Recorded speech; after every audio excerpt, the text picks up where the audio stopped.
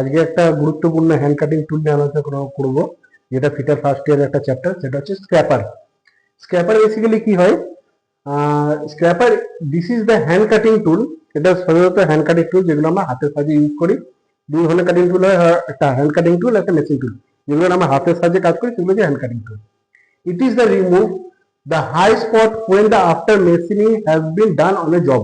যখন আমরা মেশিনিং এর কোনো কাজ করে নেব, তারপরে আমরা যে কাজটা সাহায্যে যে রিমুভ করব স্পটটা, সেটা হচ্ছে আমরা স্ক্র্যাপারের সাহায্যে। এটা বেসিক্যালি আমি যদি বাংলায় ধারণা দিই, সেটা হচ্ছে যেখানে আমরা ফাইল ব্যবহার করতে পারবো না, ফাইলের সাহায্যে আমি স্পট বা আমি সারফেসটাকে রিমুভ করতে পারবো না, আমি সেই জায়গাটাকে স্ক্র্যাপার ইউজ করব। ঠিক আছে? তো স্ক্র্যাপার বেসিক্যালি মেড অফ কি দিয়ে তৈরি হচ্ছে? অ্যালয় স্টিল আর হাই কার্বন স্টিল। বেসিক্যালি হয় সেটা অ্যালয় স্টিল দিয়ে তৈরি হতে হবে বা হাই কার্বন স্টিল দিয়ে তৈরি হয়। ঠিক আছে? এবার টাইপ অফ স্ক্র্যাপার, এইগুলো খুব কোশ্চেনে দেয়, তো এটা খুব গুরুত্বপূর্ণ, সহকারে শুনতে হবে। সেটা হচ্ছে টাইপ অফ স্ক্র্যাপার। কি কি স্ক্র্যাপার আছে? ফ্ল্যাট স্ক্র্যাপার আছে, হুক স্ক্র্যাপার আছে, হাফ রাউন্ড স্ক্র্যাপার আছে, ট্রায়াঙ্গুলার স্ক্র্যাপার আছে, আর বুল নোজ স্ক্র্যাপার আছে। ঠিক আছে?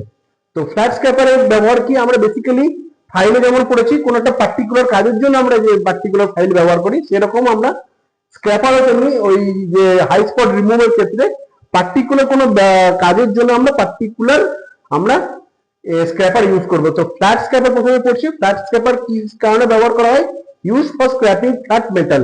যেখানে আমরা ফ্ল্যাট মেটালের স্ক্র্যাপিং করবো, সেক্ষেত্রে মানে আঁচড় দিয়ে, যেটা আঁচড় দিয়ে আমরা যখন ফাইল আমরা এরকম স্ট্রেট চালাই, ওর হ্যান্ডেলটাকে ধরে ফাইলের যে বডিটা থাকে সেরকম একটু এটা তিরছা করে কোন অ্যাঙ্গেল করে আমরা ওই সেরকম যেরকম করে খোঁচা মেরে মেরে বা আঁচড় মেরে মেরে আমরা হাই স্পট রিমুভ করবো। সেটা কখন? Flat scraper use for scrap flat metal only. ঠিক আছে? তারপর হচ্ছে হুক স্ক্র্যাপার। হুক স্ক্র্যাপার কখন ব্যবহার করবো? Use for scraping centre portion flat large surface. Large সারফেসে যখন সেন্টার পোর্শন থাকবে, সেক্ষেত্রে যদি আমার কোনো এক্সট্রা মেটাল বেঁচে থাকে, সেটাকে স্ক্র্যাপিং করার ইউজ করব, তখন আমি হুক স্ক্র্যাপার ইউজ করব। তারপর হচ্ছে half round scraper. Half round scraper কখন ইউজ করব?